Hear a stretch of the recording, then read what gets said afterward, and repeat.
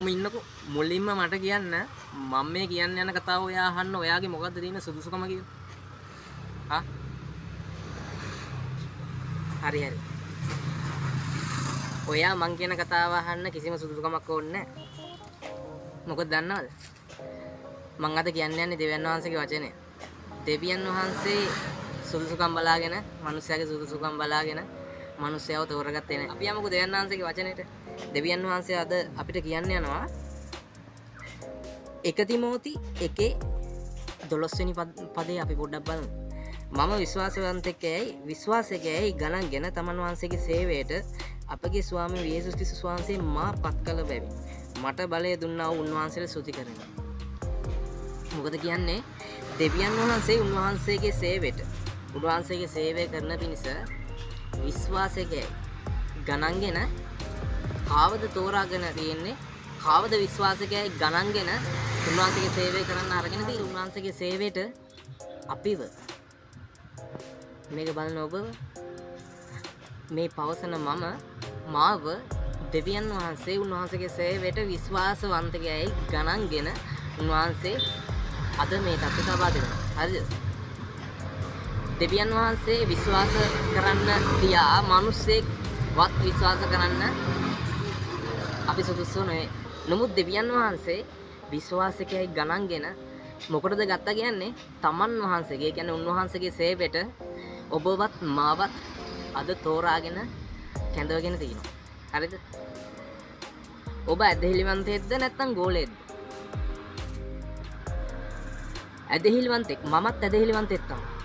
හැබැයි අපි දෙවියන් වහන්සේව පිළිගත්තී ඒ පිළිගන්න කාලේ පිළිගෙන උන්වහන්සේව පිළිගෙන යම් තාක් දුර අපි ඉන්නේ මේ මුල් දවස්වල මුල් අවදියේ අපි හැමෝම ඇදහිලිවන්තෙක් තමයි. හැබැයි අපි මුළු ජීවිත කාලෙම උන්වහන්සේ අදහගෙනම කියන්නේ ඇදහිලිවන්තෙක් විදිහටම ඉදීම යුතුයද? සුදුසු නෑ නේද? යේසුස් වහන්සේ තමන්ටම කියලා එක කණ්ඩායමක් තෝරගත්තා. හරිද? ඒ තමන්ටම කියලා ගෝලයෝ 12 දෙනෙක් තෝරගත්තා. ගෝලයෝ 12 දෙනාට අමතරව තවත් උන්වහන්සේගේ සමාජික උන්වහන්සේගේ නියෝජිතයෝ හිටියා. අපිට බයිබලයේ බලන්න පුළුවන් 70 දෙනෙක් උන්වහන්සේ නිදහස් කර යවනවා කියලා. සේවයට යවනවා. තව හිටියා උන්වහන්සේට සේවකයෝ. ඒ වගේ උන්වහන්සේටම කියලා 12 දෙනෙක් හිටියා ගෝලයෝ. හරිද? යේසුස් වහන්සේ අපෙන් බලාපොරොත්තු වෙන්නේ මොකක්ද දන්නවද? අපි හැමදාම ජීවිතේ උන්වහන්සේව පිළි අරගෙන ඒ පිළිගත්තට පස්සේ අපි ජීවත් වෙන කාලය පුරාටම අපි ඇදහිලිවන්තයෙක් විදිහට නෙවෙයි. හරිද? උන්වහන්සේට සේවකෙක් වෙන්න ඕන. උන්වහන්සේගේ ගෝලෙක් වෙන්න ඕන. හරිද? මොකද මම යේසුස් වහන්සේව පිළිගන්නවා. හරි? යේසුස් වහන්සේ ජීවමාන වූ එකම දෙවියන් වහන්සේගේ පුත්‍රයා කියලා මම පිළිගන්නවා. මං අදහනවා. හරි. ඒක මම ඔබත් පිළිගන්නවා. මම විතරක් නෙවෙයි ඔබත් පිළිගන්නවා. නමුත් මමත් ඔබත් පිළිගන්නවා. ඒකේ යක්ෂයාත් පිළිගන්නවා. හරි. මොකද ඔයයි මායි ඉපදෙන්න කලින් යක්ෂයා ස්වර්ගේ හිටියා දෙවියන් වහන්සේට නමස්කාර කරන දූතයෙක් විදියට.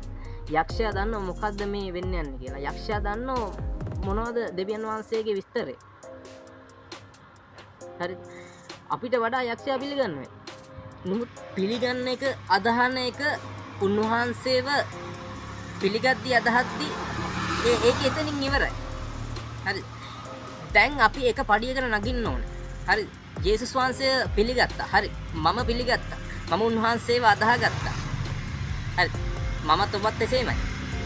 ඊට පස්සේ තව පඩියක් තියෙනවා අපිට නගින්න. ඊට පස්සේ තියෙනවා තව පියවරක් අපේ ජීවිතේ කරන්න. හරි. උන්වහන්සේව පිළිගන උන්වහන්සේව අදහන කෙනා ඒ කෙනාගේ උන්වහන්සේට ගෝලයෙක් වෙලා උන්වහන්සේගේ සේවකයෙක් වෙලා ඉන්න කෙනාගේ අතර වෙනසක් තියෙනවා. මොකක්ද දන්නවද? උන්වහන්සේව අදහන කෙනා උන්වහන්සේව අදහන කෙනාගේ වෙනස තමයි උන්වහන්සේව අදහන්නේ කෙනා මොකක් හරි තමන්ගේ ජීවිතේ දෙයක් වෙද්දි නැත්තම් තමන්ට මොකක් හරි ඕන වෙද්දි හරිද? දෙවියන් වහන්සේව අදහන්න ගන්න. දෙවියන් වහන්සේ ගැන වැඩිපුර කියනවා. හරිද? නෑ එහෙම නෙමෙයි අපේ ජීවිතේ තියෙන්න ඕනේ. දෙවියන් වහන්සේ එනම් යේසුස් වහන්සේගේ ගෝලයෝ යේසුස් වහන්සේත් එක්ක තමයි ගියේ. යේසුස් වහන්සේ කොහෙටද ගියේ? උන්වහන්සේත් එක්ක ගියා. යේසුස් වහන්සේගේ වචන ඒ ගෝලයෝ ඇහුවා. යේසුස් වහන්සේගේ ආකල්ප ගෝලයෝ පිළිගත්තා. හරිද?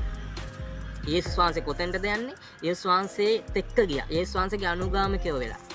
හරිද? එහෙනම් තේරෙනවද? ඇදහිලිවන්තයාගේ ගෝලයාගේ අතර වෙනස. අපි එහෙනම් ඉන්න ඕනේ ඇදහිලිවන්තෙක් විදිහට ජීවිතේ හැමදාම. ඒක නෙවෙයි සහෝදරයා සහෝදරිය අපෙන් දෙවියන් වහන්සේ බලාපොරොත්තු වෙන්නේ. දෙවියන් වහන්සේ මිලයක් දීලා දෙවියන් වහන්සේ දෙන්න පුළුවන් ඒ උපුරම ඒ තමන්ගේ එක ජාතක පුත්‍රයාව දීලා ඒ එක ජාතක පුත්‍රයා වන යේසුස් වහන්සේ අපි වෙනුවෙන් උපරිම මිලය දීලා. ඒ කියන්නේ ජීවිතේ දෙන්න පුළුවන් තරම් වෙන මිලයක් නැහැ. හරිද? තේරෙනවද? අන්න ඒ මිලේ දීලා යේසුස් වහන්සේ අපිව ගලව ගත්තා.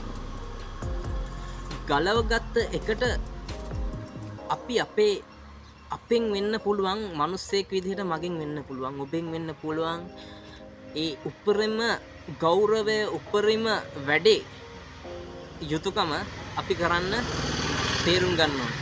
අපි දැනගන්න ඕනේ අපෙන් මගෙන් මොනවද වෙන්න පුළුවන්. හරිද? මම ඇදහිලිවන්තෙක් විතරක් වෙලා පල්ලියට විතරක් යනවද ඉරිදා? නැත්තම් මුළු සතියම එයා මගේ දෙවියන් වහන්සේ. ඉරිදාට විතරක් නෙවෙයි. මට ඕන අවශ්‍යතාවයේදී විතරක් නෙවෙයි. මුළු සතියම එයා මගේ දෙවියන් වහන්සේ. මුළු අවුරුද්දම එයා මගේ දෙවියන් වහන්සේ. මම මේ පොළවේ හුස්ම ගන්නකම්, හුස්ම අරගෙන මේ පොළවේ ජීවත් වෙනකම් ඒත් එයා මගේ දෙවියන් වහන්සේ. මේ පොළවෙන් මම යනවා නේද?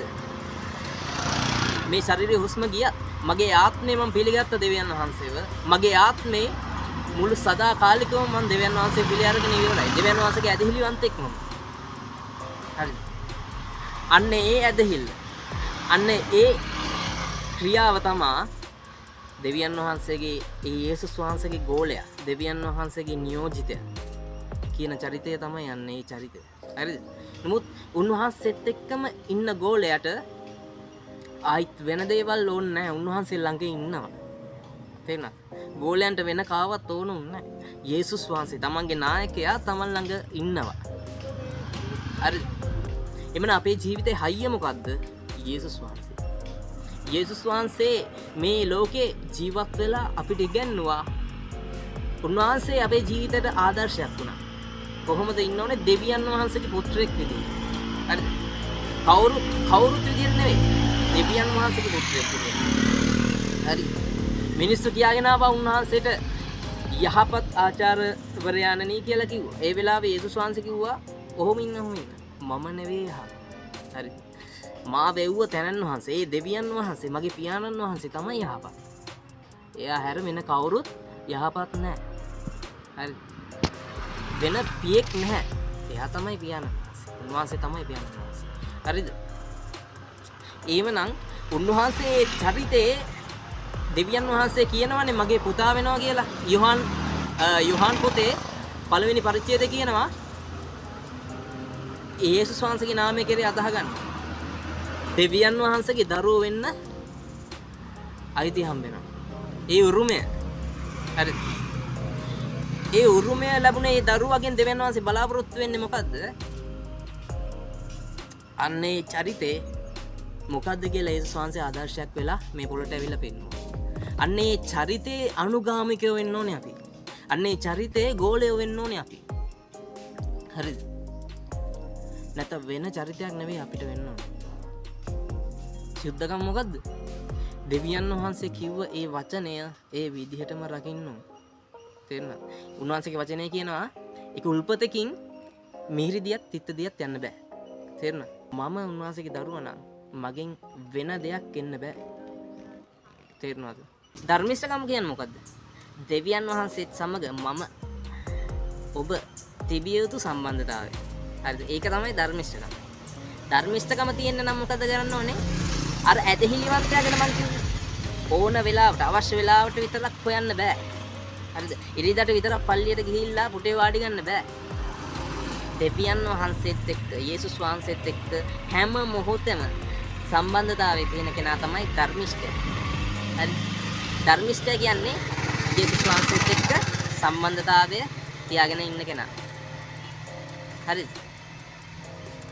අපේ යේසුස් වහන්සේ මල කෙනෙක් නෙවෙයි. උන්වහන්සේ කුරුසපත් කළා තමයි ඒ කට්ටිය අල්ලලා. හැබැයි ආයිත් උන්වහන්සේ නැගිට්ටා. අනේ නැගිට උත්තාන වුණ ඒ කාරණාව විශ්වාස කරන අය තමයි අපි. ඔබ මම. හරිද? ඒ විශ්වාස කරන ඔබ මම තුල ඒ නැගිට යේසුස් වහන්සේ මේ මොහොතේත් ජීවමානව ක්‍රියාකරනවා. අන්නේ යේසුස් වහන්සේගේ චරිතය ආදර්ශයට ගමු. උන්වහන්සේත් සමග සම්බන්ධතාවය ඒ ගෝලය වගේ යන තැනට යමු. කියන දේ කියමු. කියන්න ඒ කරන්න කියලා කියන දේ කරමු. හරිද? අන්නේ ඒ තමයි. යේසුස් වහන්සේ ගෝලෙක් වෙමු. මං අද ඇහුවේ මොකද්ද? මොකද්ද සුදුසුකම තියෙන්නේ? මොකද්ද සුදුසුකම? මිනිස්සු සුදුසුකම් බලන මේ ලෝකේ. හරිද? නමුත් දෙවියන් වහන්සේ සුදුසුකම හෙව්වේ නැහැ. සුදුසුකමක් නැහැ තමයි අගද්දි. නමුත් අපි දැන් උන්වහන්සේගේ සුදුසුකම වෙන්න ඕන. මොකද හැමදාම හීනමානෙන් ඉන්න හොඳ නැහැ.